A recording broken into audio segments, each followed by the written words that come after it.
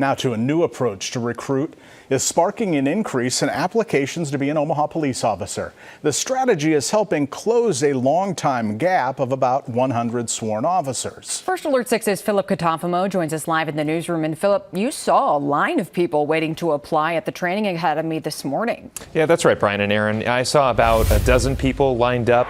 I'm told they were there to apply and that it's part of a trend Omaha Police are seeing in applications. I spoke with a new recruit who is trading in his teaching credentials for a police badge.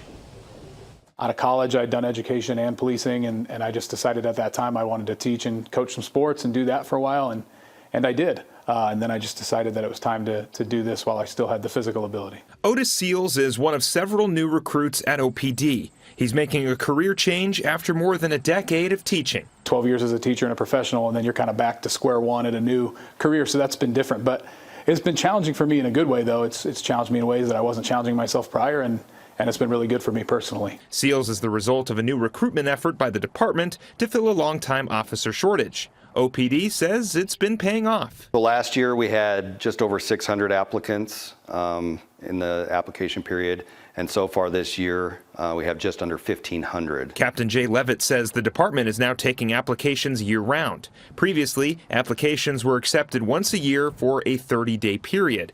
They also added a dedicated recruitment unit this year. And they've been hitting job fairs, universities. They were at the state fair the last couple weekends trying to get recruits, just being out in the public. The new application process and dedicated unit are not the only efforts in place. We've held in-person Q&A periods called Behind the Badge at different precincts where people get to come in and ask questions.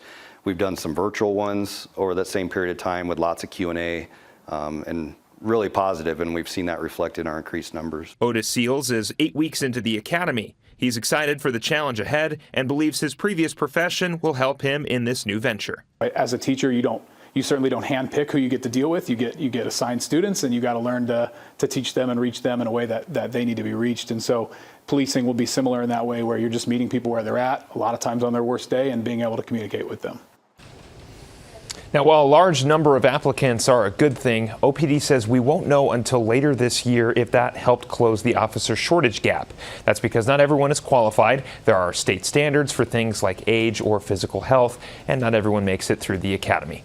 In the newsroom, I'm Philip Katafamo, First Alert 6. Back to you, Brian. All right, we'll see how this spreads out over the next few months. Thanks, Philip.